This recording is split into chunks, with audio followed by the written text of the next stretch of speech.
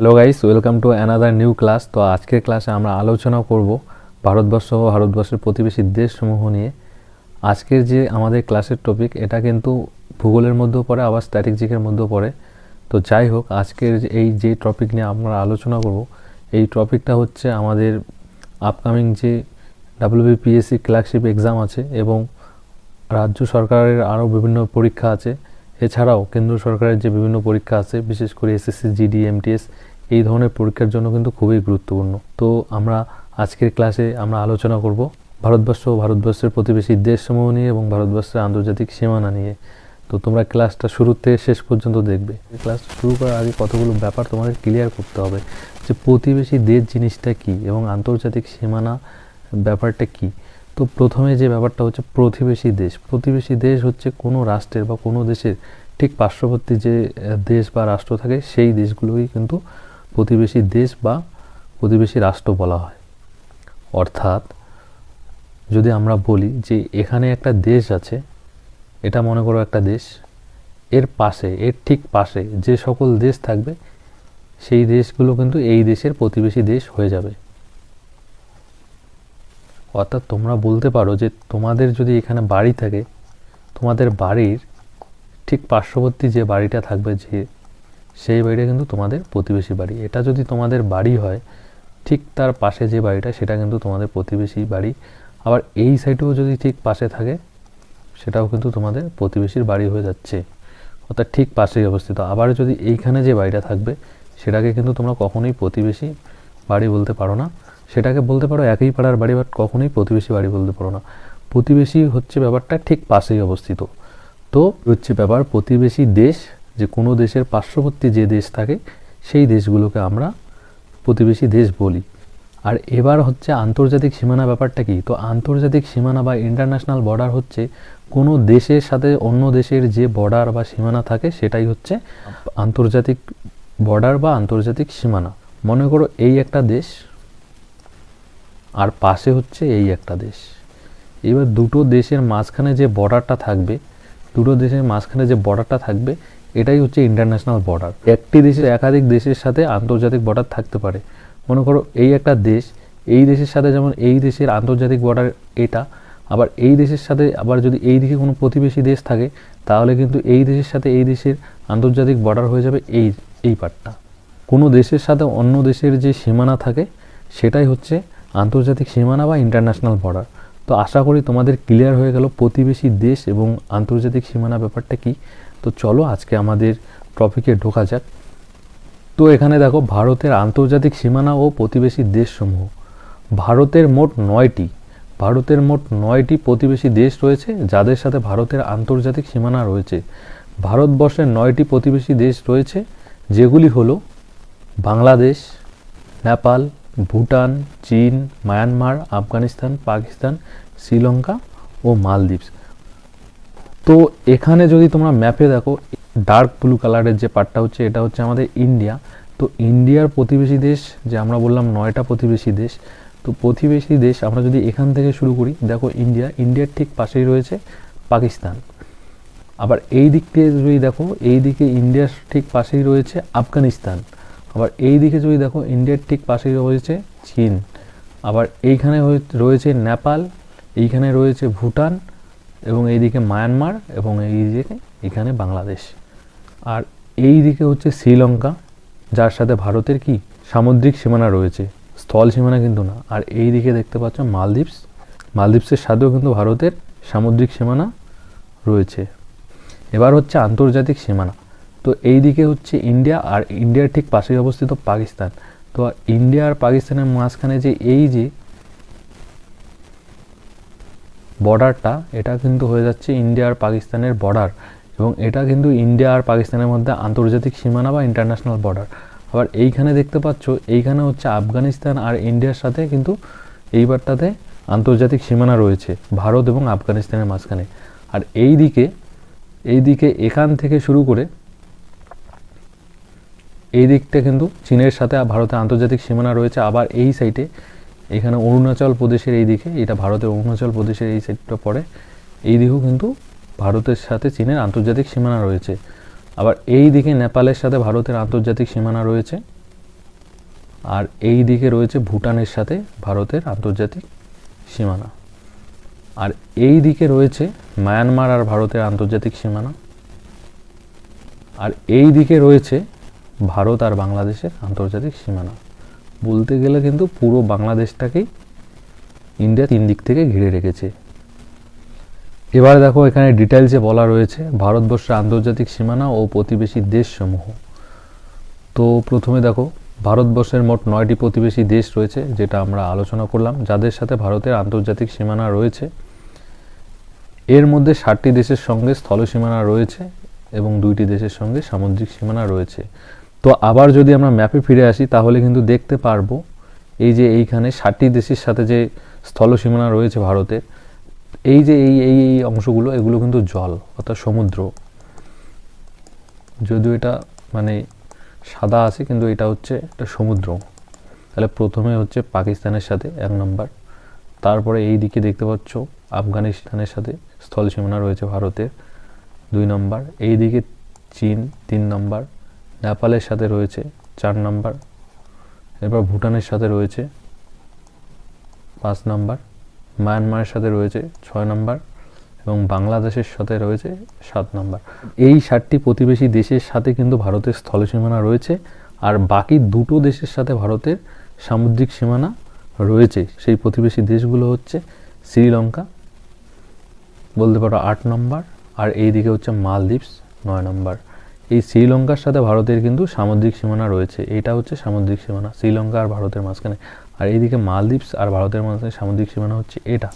এবার হচ্ছে ভারতের মোট 15,106.7 কিলোমিটার বা প্রায় 15,200 কিলোমিটার স্থল সীমানা রয়েছে এবং 7,516.6 কিলোমিটার উপকূলীয় সীমানা রয়েছে। তো এই ব্যাপারটা কি, এই ব্যাপারটা যদি আমরা বলি, এই ব্যাপারটা হচ্ছে আবার যদি আমরা ম্যাপে ফিরে যাই, যে এইখান থেকে শুরু করে ভারতের এই পাটটা, এখানে হচ্ছে গুজরাট অ্যাকচুয়ালি, এইখান থেকে শুরু করে এই দিক থেকে শুরু করে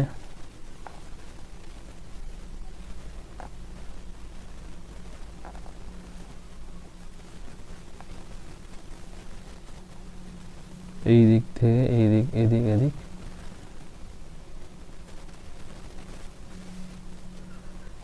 এর যে দূরত্ব, এই পাটটার যে দূরত্ব, এটাই কিন্তু হচ্ছে 15,106.7 কিমি বা প্রায় 15,200 কিলোমিটার।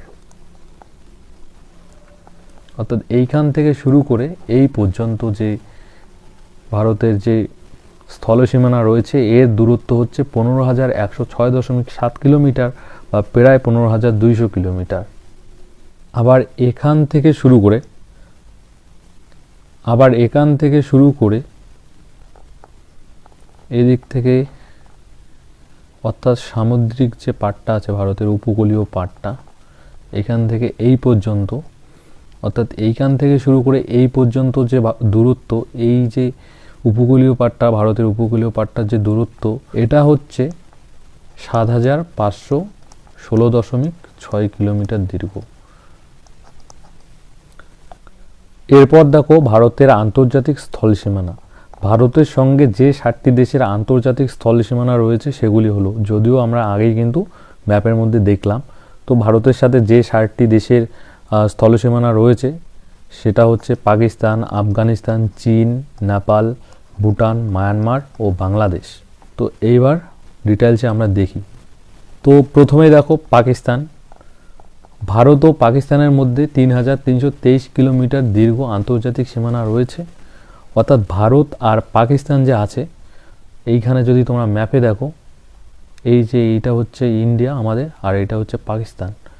অর্থাৎ এই যে এইখান থেকে শুরু করে গুজরাটের এইখান থেকে শুরু করে রাজস্থান, তারপরে পাঞ্জাব, তারপরে জম্মু কাশ্মীর, এই যে এইখান থেকে এই পর্যন্ত, অর্থাৎ ভারত আর পাকিস্তানের মধ্যে যে আন্তর্জাতিক সীমানা রয়েছে, এর দৈর্ঘ্য হচ্ছে 3,323 কিলোমিটার। এরপর দেখো ভারতের গুজরাট, রাজস্থান, পাঞ্জাব রাজ্য ও জম্মু কাশ্মীর এবং লাদাখ কেন্দ্রশাসিত অঞ্চলের সঙ্গে এই সীমানা রয়েছে। তো আমরা দেখলাম অলরেডি ম্যাপে যে ভারতের মধ্যে, পাকিস্তানের আর ভারতের মধ্যে যে আন্তর্জাতিক সীমানা রয়েছে, সেই সীমানা ভারতের কোন কোন রাজ্যের সাথে রয়েছে তো গুজরাটের সাথে প্রথমে গুজরাট, তারপরে রাজস্থান, তারপরে পাঞ্জাব, তারপরে জম্মু কাশ্মীর আর লাদাখ। জম্মু কাশ্মীর এবং লাদাখ কিন্তু হয়ে যাচ্ছে কেন্দ্রশাসিত অঞ্চল। আর এবার দেখো ভারত পাকিস্তানের সীমানা রেড ক্লিফ লাইন নামে কিন্তু পরিচিত। অর্থাৎ ভারত আর পাকিস্তানের যে আন্তর্জাতিক সীমানা আছে এটা কিন্তু রেড ক্লিফ লাইন নামে পরিচিত।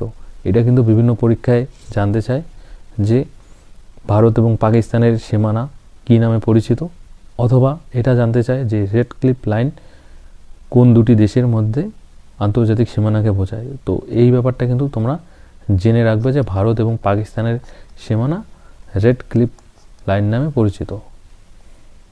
এরপরে দেখো আফগানিস্তান। ভারত ও আফগানিস্তানের মধ্যে 106 কিলোমিটার দীর্ঘ আন্তর্জাতিক সীমানা রয়েছে। ভারতের লাদাখ কেন্দ্রশাসিত অঞ্চলের সাথে এই সীমানা রয়েছে। অর্থাৎ এইখানে যদি তোমরা ম্যাপে দেখতে পারো যে আমাদের ইন্ডিয়ার ম্যাপ, আর এই দিকে হচ্ছে এই যে এই অংশটা, এই দিকে এই যে অংশটা আসছে এটা কিন্তু হয়ে যাচ্ছে তোমাদের আফগানিস্তানের অংশ। তো ভারত এবং আফগানিস্তানের মধ্যে যে ইন্টারন্যাশনাল বর্ডারটা পড়েছে সেটা হচ্ছে এই যে এই পার্টটা হচ্ছে, এই সাইডটা হচ্ছে আফগানিস্তান, আর এই দিকটা হয়ে যাচ্ছে আমাদের ভারতের। আর এই যে বর্ডারটা পড়েছে, এই যে ভারত এবং আফগানিস্তানের মাঝখানে যে আন্তর্জাতিক সীমানাটা পড়েছে, এটা পড়েছে লাদাখ কেন্দ্রশাসিত অঞ্চলের মধ্যে ভারতের। আর ভারত এবং আফগানিস্তানের মধ্যে যে আন্তর্জাতিক সীমানা রয়েছে এই সীমানা কিন্তু ডুরান্ট লাইন নামে পরিচিত। তো তোমরা এটা কিন্তু মনে রাখবে, এটাও কিন্তু বিভিন্ন পরীক্ষায় জানতে চায় এবং এটা কিন্তু খুবই গুরুত্বপূর্ণ একটা ব্যাপার যে ভারত এবং আফগানিস্তানের সীমানা কী নামে পরিচিত। আর একটা জিনিস কিন্তু মনে রাখবে, ভারতের সাথে কিন্তু আফগানিস্তানের সবথেকে কম আন্তর্জাতিক সীমানা রয়েছে। এই জিনিসটা কিন্তু পরীক্ষায় অনেক সময় জানতে চায় যে ভারতের সাথে কোন প্রতিবেশী দেশের বা কোন দেশের সাথে ভারতের সবথেকে কম আন্তর্জাতিক সীমানা রয়েছে। সেক্ষেত্রে কিন্তু হয়ে যাবে আফগানিস্তান, কারণ আফগানিস্তানের সাথে ভারতের মাত্র 106 কিলোমিটার দীর্ঘ আন্তর্জাতিক সীমানা রয়েছে। এরপরে এখানে দেখো চীন। ভারত ও চীনের মধ্যে 3488 কিলোমিটার দীর্ঘ আন্তর্জাতিক সীমানা রয়েছে। ভারতের হিমাচল প্রদেশ, উত্তরাখণ্ড, সিকিম, অরুণাচল প্রদেশ রাজ্য ও লাদাখ কেন্দ্রশাসিত অঞ্চলের সাথে এই সীমানা রয়েছে। অর্থাৎ ভারত এবং চীনের যে সীমানা, এইখান থেকে শুরু করে আন্তর্জাতিক যে সীমানা আছে এখান থেকে শুরু করে এই দিক থেকে শুরু করে এই পর্যন্ত, আবার এইখান থেকে শুরু করে অরুণাচল প্রদেশের এই দিকে এই পর্যন্ত, এর দৈর্ঘ্য হচ্ছে 3488 কিলোমিটার। অর্থাৎ ভারত এবং চীনের মধ্যে যে আন্তর্জাতিক সীমানা আছে তার দৈর্ঘ্য হচ্ছে 3488 কিলোমিটার। আর এই যে আন্তর্জাতিক সীমানাটা পড়েছে ভারতের কোন কোন রাজ্য এবং কেন্দ্রশাসিত অঞ্চলের মধ্যে পড়েছে, এইখান থেকে যদি তোমরা দেখো এই দিকটা পড়েছে লাদাখের মধ্য দিয়ে পড়েছে এই সীমানা, লাদাখের এই সাইডটা, তারপরে পড়েছে হিমাচল প্রদেশ, তারপরে পড়েছে উত্তরাখণ্ড, তারপরে এইদিকে পড়েছে অরুণাচল প্রদেশ। আর এই সীমানা কিন্তু ম্যাকমোহন লাইন নামে পরিচিত। ভারত এবং চীনের যে আন্তর্জাতিক সীমানা রয়েছে বা ইন্টারন্যাশনাল বর্ডার রয়েছে তা কিন্তু ম্যাকমোহন লাইন নামে পরিচিত। এরপরে হচ্ছে নেপাল। ভারত ও নেপালের মধ্যে প্রায় 1752 কিলোমিটার দীর্ঘ আন্তর্জাতিক সীমানা রয়েছে। ভারতের উত্তরাখণ্ড, উত্তরপ্রদেশ, বিহার, পশ্চিমবঙ্গ ও সিকিম রাজ্যের সঙ্গে এই সীমানা রয়েছে। অর্থাৎ ভারত এবং নেপালের মধ্যে যে আন্তর্জাতিক সীমানা, এইখানে আবার এই ম্যাপটার মধ্যেই দেখো এই যে এইখান থেকে শুরু করে এই দিক থেকে শুরু করে এই পর্যন্ত ভারত এবং নেপালের আন্তর্জাতিক সীমানা, এর দৈর্ঘ্য কিন্তু হচ্ছে 1752 কিলোমিটার।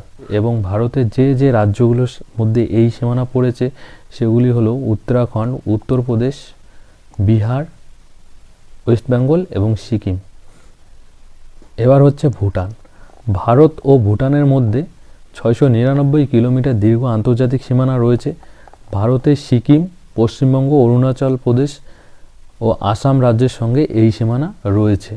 তো এইখানে ম্যাপে দেখতে পাচ্ছ এইটা হচ্ছে ভুটান, আর ভুটানের সাথে যে ভারতের আন্তর্জাতিক সীমানা এইখান থেকে শুরু করে এই দিক থেকে শুরু করে এই পর্যন্ত ভুটানের সাথে ভারতের আন্তর্জাতিক সীমানা, এবং এর দৈর্ঘ্য হচ্ছে 699 কিলোমিটার।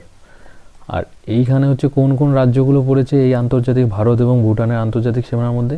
প্রথমে পড়েছে সিকিম, তারপরে পড়েছে আমাদের ওয়েস্ট বেঙ্গল, তারপরে পড়েছে আসাম, আর এইদিকে পড়েছে অরুণাচল প্রদেশ। এরপর দেখো বাংলাদেশ। ভারত ও বাংলাদেশের মধ্যে 4096 কিলোমিটার দীর্ঘ আন্তর্জাতিক সীমানা রয়েছে। ভারতের পশ্চিমবঙ্গ, আসাম, মেঘালয়, ত্রিপুরা ও মিজোরাম রাজ্যের সঙ্গে এই সীমানা রয়েছে। বাংলাদেশের সঙ্গে ভারতের দীর্ঘতম আন্তর্জাতিক সীমানা রয়েছে, অর্থাৎ ভারতের এইখান থেকে শুরু করে ওয়েস্ট বেঙ্গল, এই সাইডটা, ওয়েস্ট বেঙ্গলের এই সাইডটা কিন্তু পুরোটাই বাংলাদেশের সাথে বর্ডার রয়েছে। এখান থেকে এই দিকে ভারতের সাথে বাংলাদেশের যে আন্তর্জাতিক সীমানা এই পর্যন্ত,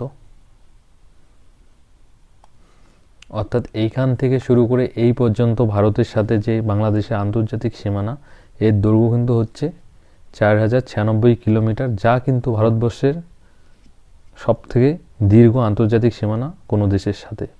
অর্থাৎ বাংলাদেশের সাথে কিন্তু ভারতের লংগেস্ট ইন্টারন্যাশনাল বর্ডার রয়েছে।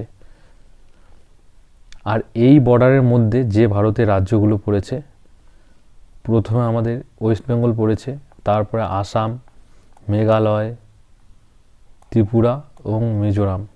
অর্থাৎ ভারতের সাথে যে বাংলাদেশের আন্তর্জাতিক সীমানা রয়েছে তার দৈর্ঘ্য হচ্ছে 4096 কিলোমিটার, যা হচ্ছে ভারতবর্ষের সব থেকে দীর্ঘ আন্তর্জাতিক সীমানা কোনো দেশের সাথে। আর এই বর্ডারের মধ্যে ভারতের যে রাজ্যগুলো পড়েছে তা হচ্ছে আমাদের পশ্চিমবঙ্গ, আসাম, মেঘালয়, ত্রিপুরা এবং মিজোরাম। তো দুটো জিনিস মনে রাখবে, এক হচ্ছে ভারতের সাথে সব থেকে দীর্ঘ আন্তর্জাতিক সীমানা কোন দেশের সাথে রয়েছে, এবং ভারতের সাথে সব থেকে কম আন্তর্জাতিক সীমানা কোন দেশের সাথে রয়েছে। এই দুটো জিনিস কিন্তু মনে রাখবে। তো ভারতের সাথে সব থেকে দীর্ঘ আন্তর্জাতিক সীমানা রয়েছে বাংলাদেশের সাথে, আর ভারতের সাথে সব থেকে কম আন্তর্জাতিক সীমানা রয়েছে আফগানিস্তানের সাথে, যার দৈর্ঘ্য কিন্তু হচ্ছে 106 কিলোমিটার মাত্র। তো এই দুটো জিনিস মনে রাখবে, এই দুটো জিনিস কিন্তু পরীক্ষার জন্য খুবই ইম্পর্টেন্ট। এরপর আসা যাক মায়ানমার। ভারত ও মায়ানমারের মধ্যে 1643 কিলোমিটার দীর্ঘ আন্তর্জাতিক সীমানা রয়েছে। ভারতের অরুণাচল প্রদেশ, নাগাল্যান্ড, মণিপুর ও মিজোরাম রাজ্যের সঙ্গে এই সীমানা রয়েছে। অর্থাৎ ভারতের এইখান থেকে শুরু করে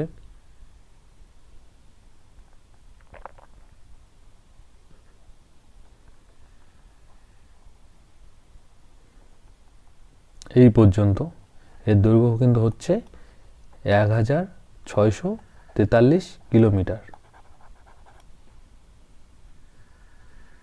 আর এই আন্তর্জাতিক সীমানার মধ্যে ভারতের যে রাজ্যগুলো পড়েছে তা হচ্ছে অরুণাচল প্রদেশ, নাগাল্যান্ড, মণিপুর, মিজোরাম। তো এই হচ্ছে ভারতের প্রতিবেশী দেশ, এবং এই দেশগুলোর সাথে ভারতের আন্তর্জাতিক সীমানা রয়েছে। তো আজকের ক্লাস এই পর্যন্তই।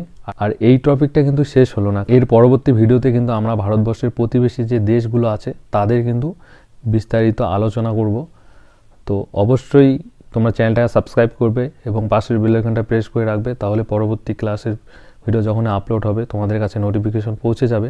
আর আজকের ক্লাসটা তোমাদের কেমন লাগলো, যদি ভালো লাগে অবশ্যই একটা লাইক করবে। আর অবশ্যই তোমাদের কেমন লাগলো, ভালো লাগলো না খারাপ লাগলো সেটা কমেন্ট করে জানাবে, এবং তোমাদের মনে যদি কোনো সংশয় বা কোনো প্রশ্ন থাকে সেটাও কমেন্ট করে জানাবে। আর ভিডিওটা শেষ পর্যন্ত দেখার জন্য অনেক অনেক ধন্যবাদ। আবারও বলছি, চ্যানেলটাকে অবশ্যই সাবস্ক্রাইব করবে এবং পাশের বেল আইকনটা প্রেস করে রাখবে পরবর্তী ভিডিও দেখার জন্য। ধন্যবাদ।